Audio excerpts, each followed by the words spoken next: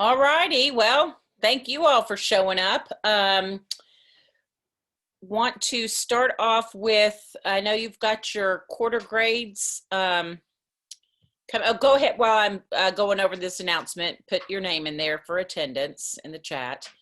I know y'all got your quarter grades coming up, so I think it's about the same time as you're wrapping up with me. So want to finish for anyone that wants it to go over grades. So I just want to call your attention really quickly to, I've got, let me share this with y'all.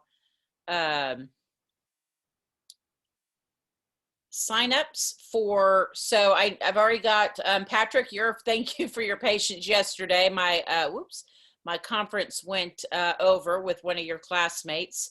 So thank you for your patience, but you are first in line today. So you are welcome to stay after class. And I should say, like, you know, with like Patrick, if you're someone who already has a great grade, but you're wanting it, seeing like where it is, and you want to bring a B up to an A or a low A up to a high A, you can meet with me. I love it that, you know, people like you all are on top of your grades and want the very best grades. So don't feel like this is just for people who have grades that are lower. This is for anyone if you just want to bring your grade up. So these are the times I have left for tomorrow.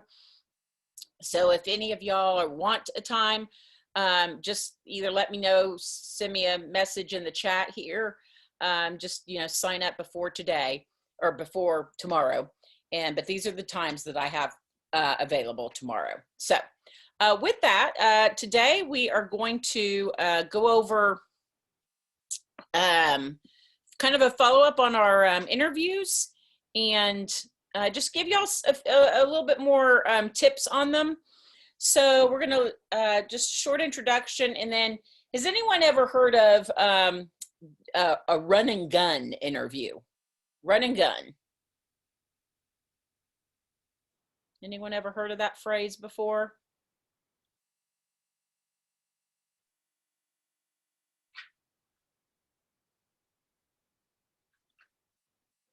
Okay. So it's a different type of interview than a formal sit down, which is what you all have been doing with this last assignment. Then we'll go over just some little troubleshooting and interview tips. So these are each very short videos.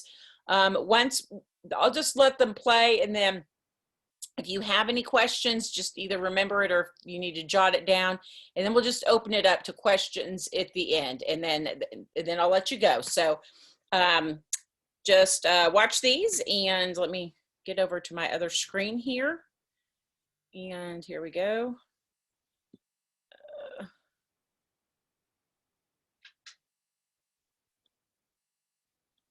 And all righty, here we go. Can you see that screen?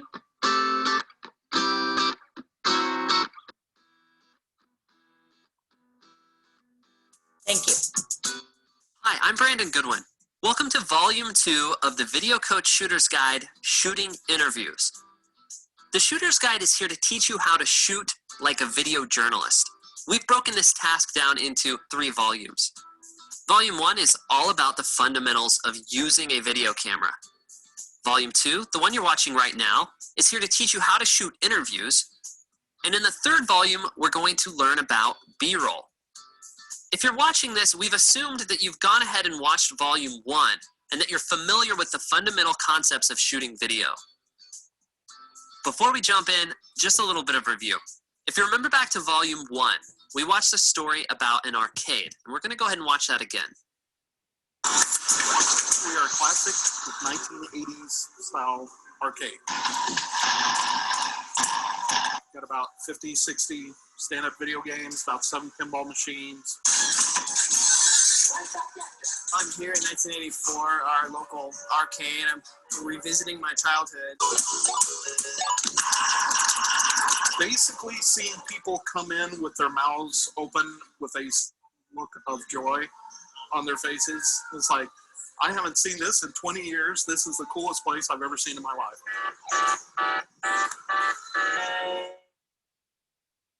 Now, this story is made up of two basic elements: sound bites and B-roll. A soundbite is a clip from the interview that you're going to use in the story. Soundbites are important because they let the people in your package tell their story in their own words and from their own perspective. So there's over 10 minutes of this guy talking in my raw footage, but I just want to pull out a little snippet to use in this part of the story. Got about 50, 60 stand-up video games, about 7 pinball machines. And that's called a soundbite. The other kind of footage in the arcade story is called B-roll. Let's take a look at some raw B-roll.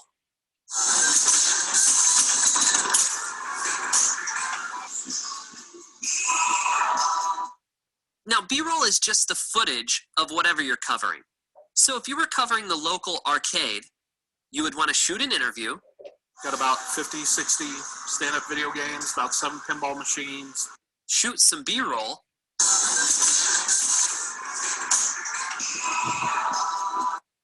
And mix these two elements together in your editing software in a way that makes sense as a story. Got about 50, 60 stand-up video games, about 7 pinball machines. Volume 2 of the Video Coach Shooter's Guide is entirely dedicated to teaching you how to shoot interviews so that you can get some of these usable sound bites for your stories. In Chapter 1, the video coach himself, Dave Davis, is going to talk about focus statements. Okay, we're not going to watch that one. So I think Aubrey and Blake's joined us. Just be sure to put in the chat that you're here for attendance purposes. And Blake, we're just looking over some more advanced things about interviews. So now here's the one I was just mentioning called Run and Gun. So, and this might be one that you might end up there in your school doing a lot of. So take a watch at this.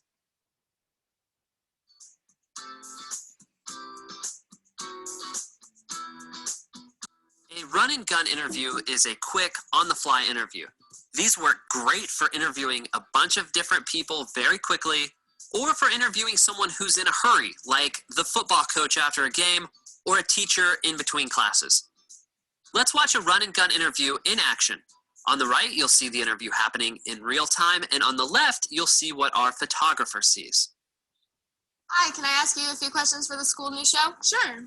Can you say your name and spell it, please? Savannah Steffen, Savanna Steffen. What can you tell us about the food poisoning in the cafeteria? Well, I heard there was something wrong with the cinnamon rolls. Me and a couple of my friends had them the other day. I missed 2 days of school, and one of my friends is in the hospital. It's bad news. As you can see, the run and gun interview is quick, sometimes just 1 or 2 questions. From this interview, we've got this one really good soundbite to use in our story. I heard there was something wrong with the cinnamon rolls. Me and a couple of my friends had them the other day. I missed 2 days of school, and one of my friends is in the hospital. It's bad news. Or we could use something as simple as this. I missed 2 days of school, and one of my friends is in the hospital. Now let's go step by step through the interview process, and we're going to see how it's done. Before you take to the hallways with your camera and your microphone, record a bit of test footage and make sure that your equipment is working. Check, check, 1, 2, check, check. The photographer should listen through the headphones to make sure the reporter's microphone is coming through the camera. Check, check, 1, 2, check, check. After you've tested the gear, approach your subject and ask for permission. Hi, can I ask you a few questions for the school news show? At this point, the photographer is rolling, but hasn't shoved the camera into the subject's face. If they say no, just move on to the next person.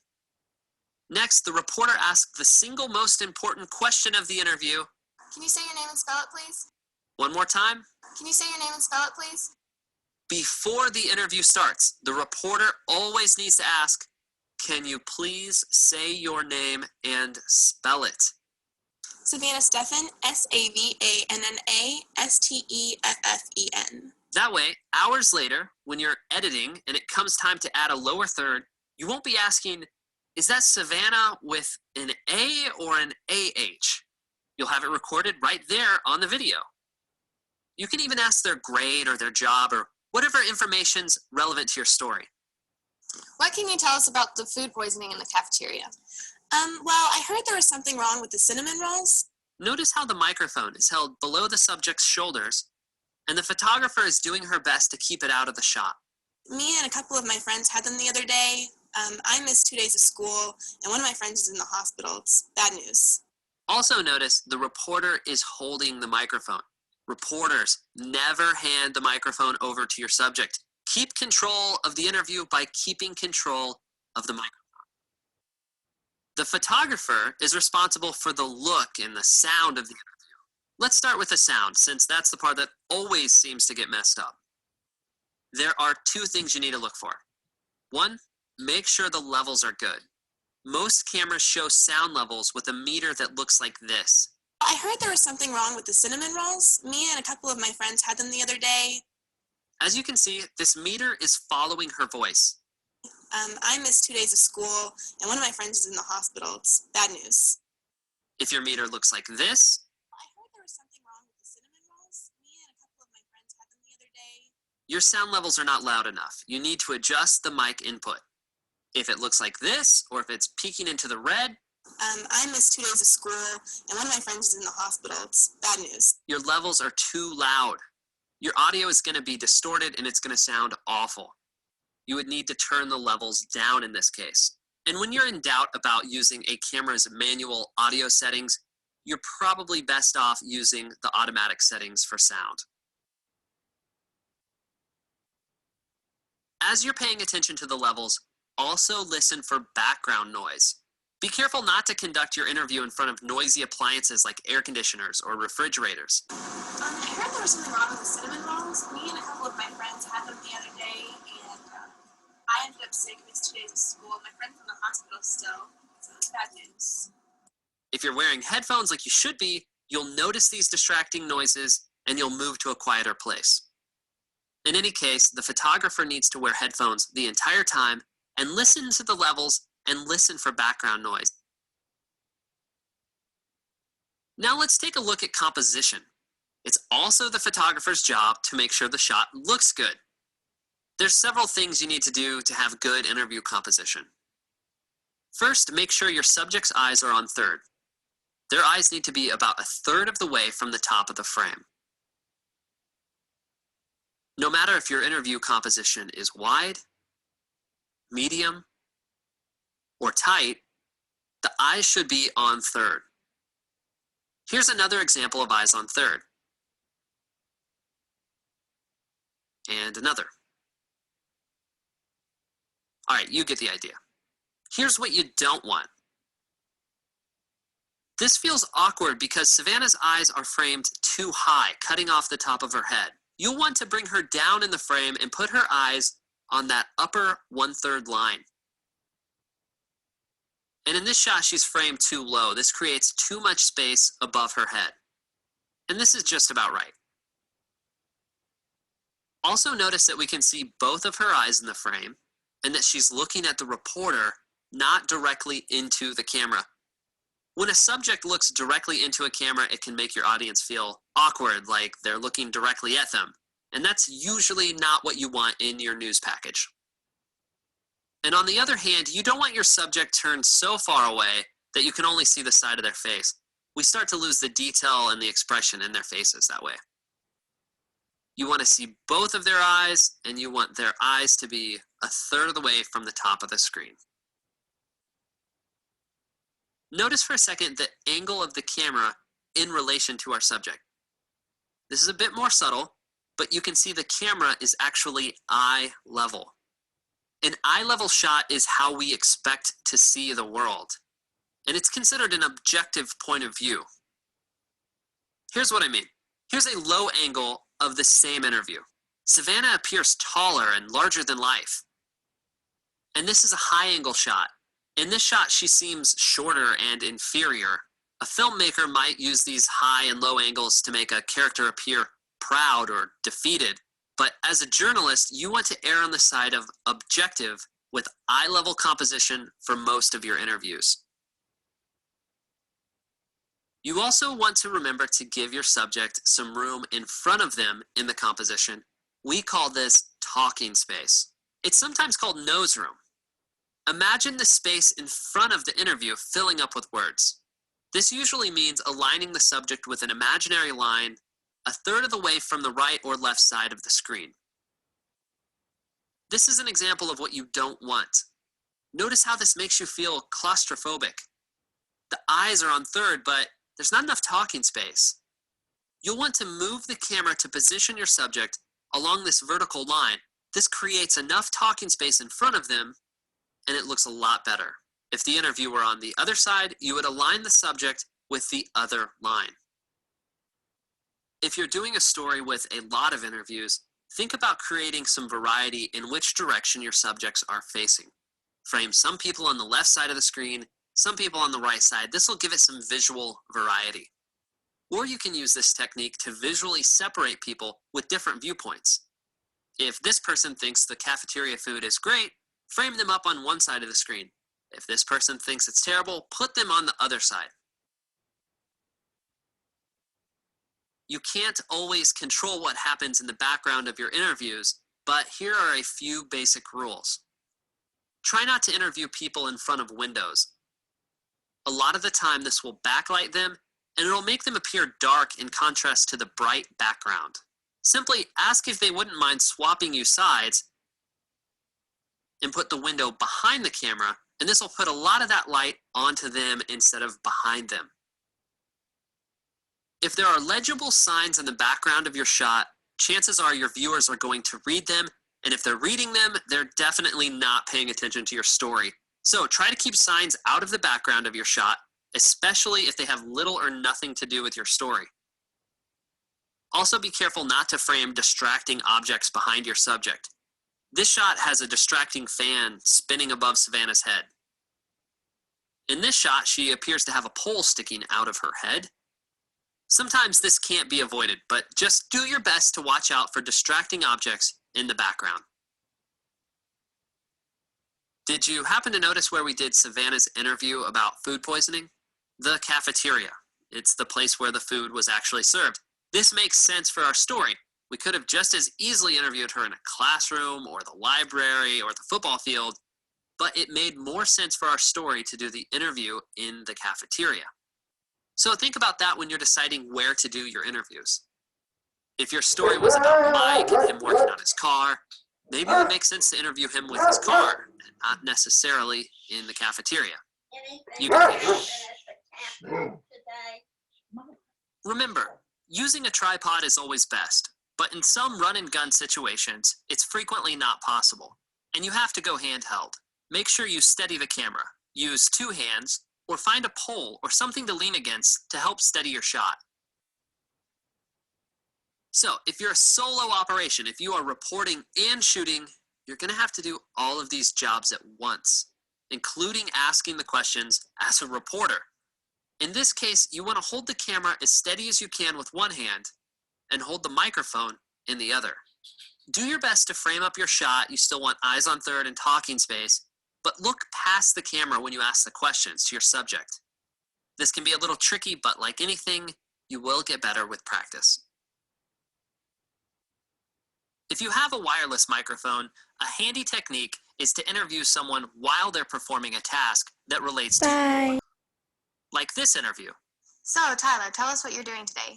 Oh, well, we just finished our breakfast project, so now I gotta clean up. I mean, you gotta put all this wood back here in the box, dust off all these shavings, but it's important to keep a good, clean workspace. The subject is free to move around and demonstrate how to clean up a shop because he's not attached to the camera by the microphone cable. You'll also find this will put your subject at ease if they can demonstrate something while they're being interviewed. All right, let's review Chapter 2. Run and gun interviews are quick, on-the-go interviews, often very short with little or no planning. Always be sure to check your equipment before you take to the hallways. The photographer's job is to make sure the audio levels are correct and that the interview is properly composed. Remember, eyes on third, talking space. Don't frame your shot too high or too low. Watch for distracting visuals and sounds in the background. It's the reporter's job to have a conversation and to never, ever give up their microphone. Okay, so there were lots of really good tips in that. The location thing is important. Also, again, if you have a tripod and you're shooting everything on your own, that makes things a little bit easier. So now that was run and gun, where you're just kind of running around and asking people. You'll see this all the time at sports. That's run and gun. Those aren't formal interviews. It's after game. You're just running up asking questions. Here is formal interview, which is what you all have done, and some people are still hopefully doing to get turned in. And this is where you have something set up ahead of time, and you know, are going to sit down and actually talk to somebody.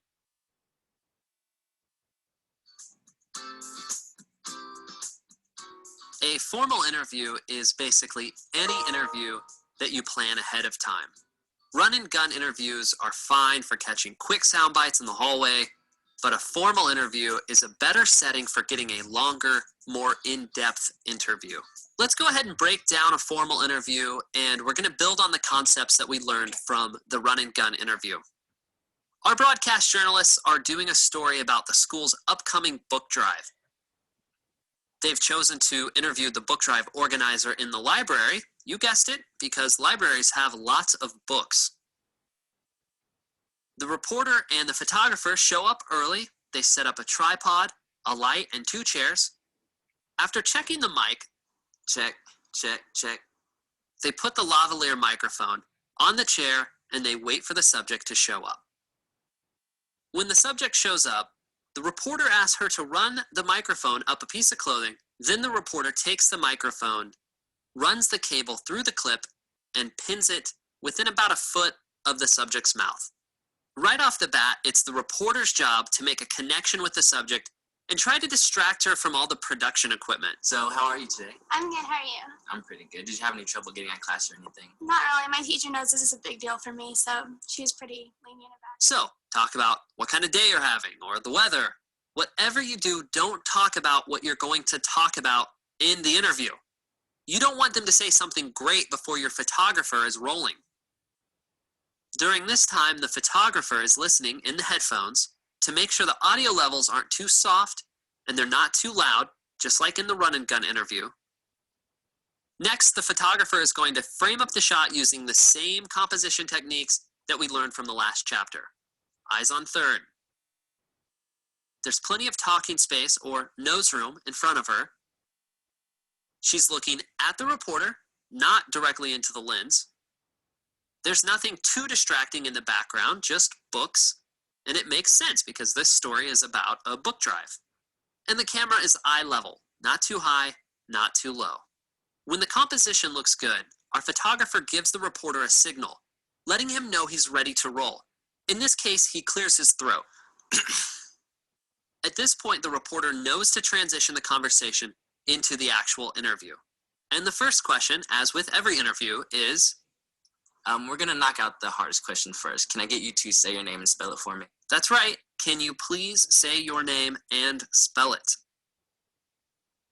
Then the reporter can start with the questions. Tell me a little bit about the book drive. Yeah. So it starts next week, and basically what's happening is budget cuts have affected our school's library, and we need new books. So we've asked the community to start donating, and that's going to be happening for the next 2 weeks. The reporter keeps a connection with the subject and lets his outline guide the conversation. What kinds of books would you guys say you're looking for specifically? Well, right now, mystery and fantasy and adventure are really in. After the interview is over, our photographer gets a couple of cutaway shots. And if you remember from Volume 1, a cutaway shot is something you can cut away to in your edit suite in order to hide an edit. Here's a few cutaway shots. Our photographer could get a shot of the reporter nodding his head, or maybe of the subject's hands. And here's how you might use that in editing. Say you have these 2 sound bites.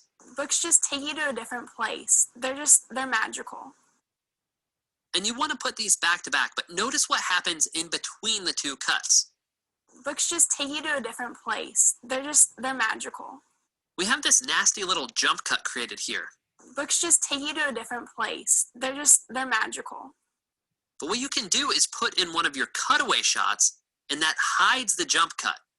Books just take you to a different place. They're magical.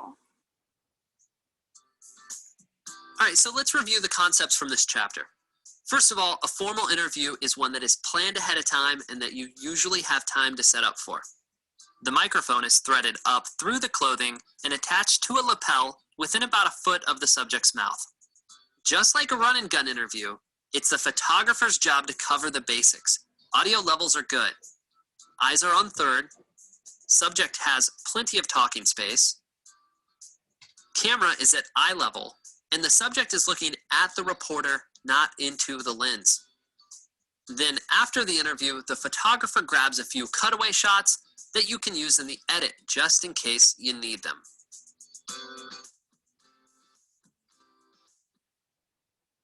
Okay, we're not going to watch that one. We're going to do these two last ones. This one's on troubleshooting, on some common things that you will run into when you're doing interviews.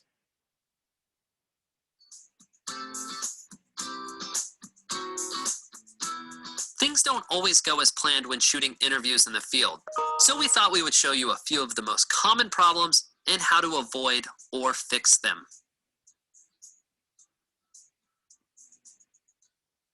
For some reason, some people like to rock back and forth when you interview them, like this girl. Are you excited for college?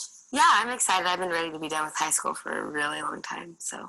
Instead of panning the camera back and forth and making everybody sick just to keep your shot framed up, simply ask politely if your subject will stand still. Would you mind just keeping your feet planted? It'll help it look better. It's worth breaking up the flow of the interview to make sure they aren't dancing around your frame the whole time. Never interview someone in a swivel chair. They will always do this. What do you think about the football team's uniforms? I think they're great. They really represent our school well. And it's going to look super weird in your shot. Again, this is a case where you can just simply ask them nicely to stop swiveling, or better yet, never interview anyone in a swivel chair to begin with. Sometimes you need to interview 2 or more people at the same time. And what if you only want one of them in the frame at a time? We suggest moving or zooming in to whoever is speaking at the moment and frame them as a single interview. Like this. So Morgan, what activities are you involved in? I'm involved in HTV, Cabinet, and National Honor Society. Okay, how about you, Kim? I'm involved in basketball, soccer, Stuco, NHS, Key Club. Some people tend to talk very quietly on camera for some reason, like this girl.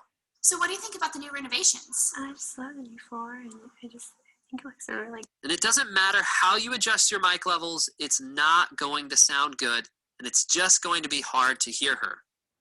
And again, this is another case where you're just going to need to ask politely for the person to speak up. Oh, would you mind speaking up for me a little bit? Oh, sure. I was just saying that I love the new floors here at Hillcrest, and the walls look great, and I love the wood paneling on the walls, too. It really adds a nice touch. So what do you do when the interview mic is out of service? You can always use the camera's built-in microphone. It won't be as good as the lav mic, but it'll work in a pinch. Here's what you do. Zoom all the way out and get as close as possible to your subject with the camera. Here's the deal. I didn't get my grade card, and I was wondering why I didn't get it, so I went to the office. You want the on-mic camera as close as possible to the subject's mouth. It's not ideal, but you'll get much better results than being a few feet away.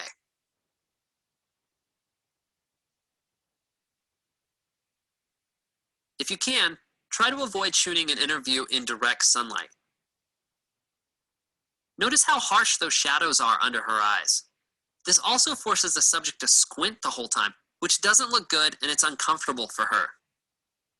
If you can, try to find some shade where the light is softer.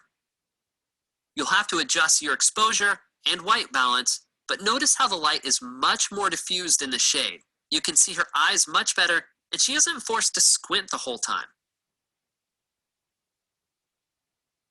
Now, we've already talked about this, but as a quick reminder, watch out for those bright lights behind your subject. If your subject is backlit, move the camera to the other side and use this great light to your advantage.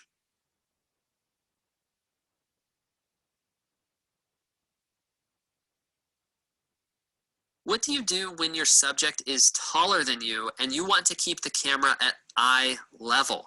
First, you set your tripod up at eye level with your subject. And then you find something to stand on. Our photographer is using a chair she found in the hallway. This allows the camera to be at eye level and lets our photographer see what's happening in the frame at all times. Some people are extremely uncomfortable on camera. It's the reporter's job to keep the subject's attention on them and away from the production equipment. If the subject is acting distracted or overwhelmed, the reporter should try to regain their focus. Hey, don't worry about the camera and the lights. Just focus on me and we'll get through this. And photographers, don't draw attention to the production process by making the subject part of the crew, by asking them to check the microphone or to hold up white cards. It's your job to do this before the interview begins. Some people just can't help but wave when they see a camera, so don't be surprised when this happens. I think it's like a really good idea because then we'll have more room, and I think the food will be probably better, and it'll be just like a different location in the building. Your viewers probably aren't paying attention to your story with the yahoo in the background waving. The only thing you can do here is wait for the guy to move on and ask your question again. Or you can move to a location with less foot traffic. Let's review troubleshooting. Ask rockers to stand still. No swivel chairs. Frame double interviews individually. Ask quiet talkers to speak up. Zoom out and get close when the mic is broken.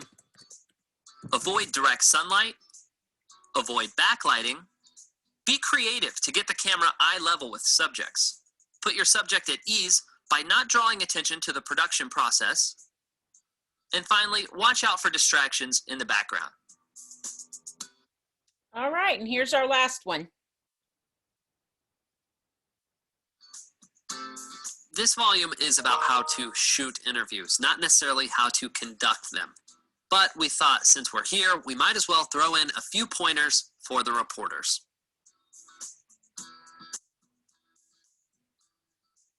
If you're doing a formal interview, do your research ahead of time and have an outline of where you want the conversation to go. Don't try to have a word-for-word list of every single question you're going to ask. So be curious, ask follow-up questions. If your subject gets too far off the focus, then bring them back with your outline. Try to keep your interviews as short as you can. You certainly don't want to rush the interview, but you also don't want to dig through an hour of footage when 5 minutes is plenty. A quick run-and-gun interview can be as short as 30 seconds, while a formal sit-down interview that was planned months ahead of time might take much longer. Just remember that every minute of footage you shoot in the field is probably 5 minutes you're going to spend in the edit bay. The first and most important question you ever ask as a reporter. Can you please say your name and spell it for me? Savannah Steffen, SAVANNA Can you please say your name and spell it? That way you have the person's name, how they spell it, and pronounce it. That will save you so much time when it comes time to do lower thirds.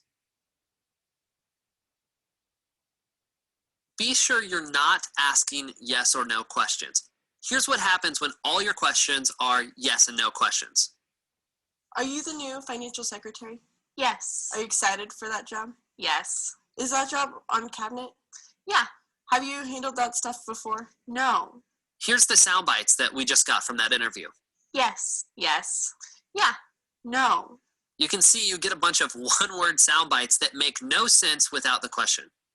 Instead, ask open-ended questions like this. Tell me about your new job as financial secretary. Well, I'm really excited about it. It's a new job on cabinet. It's being introduced to cabinet this year. And these sound bites are actually useful in your news story.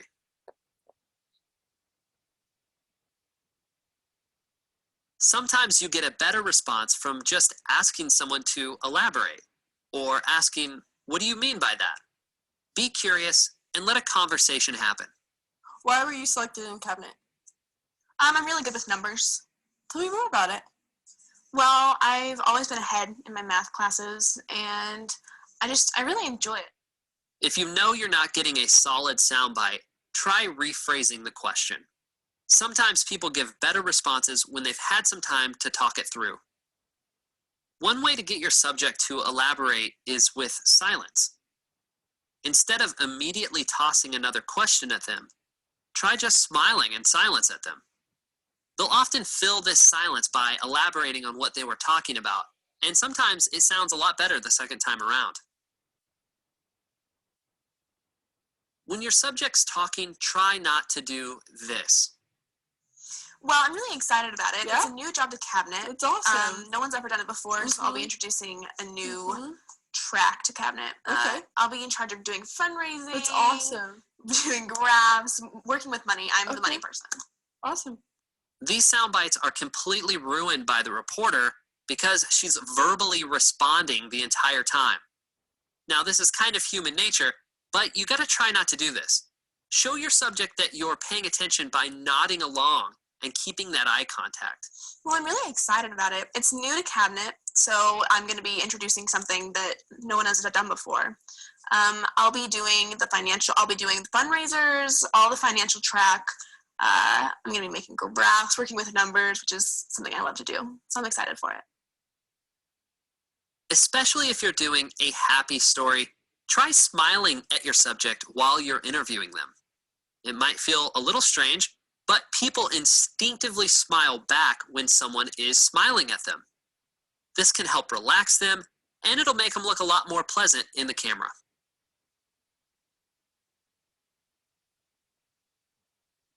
Sometimes the hardest part of an interview is just asking for one. This is especially true in a run-and-gun situation. Just remember that most people don't mind being asked for an interview. If they don't want to do it, they can say no. Like anything, this gets easier with time, and just never be afraid to go up and talk to people. And the final tip for reporters, save the hardest question for last. For example, if you ask the new student council treasurer if she stole funds, this might happen. Can you tell me about the funds that were stolen from Suco last year under your watch? I don't know what you're talking about. This was nice. I'm done. Goodbye. If this happens at the beginning of the interview, you could walk away with no sound bites. But if you save it to the end of the interview and the subject storms off, at least you have the beginning part of the interview to work with in your edit. Okay, reporters, let's review. Make an outline. Keep it short. Please say your name and spell it. Don't ask yes or no questions. Ask people to elaborate. Try rephrasing your questions. Don't talk over your subject. Try smiling at your subject. Don't be afraid to ask for an interview. And finally, save the hard questions for last. All right. So all wonderful, wonderful tips there. Any questions about any of that?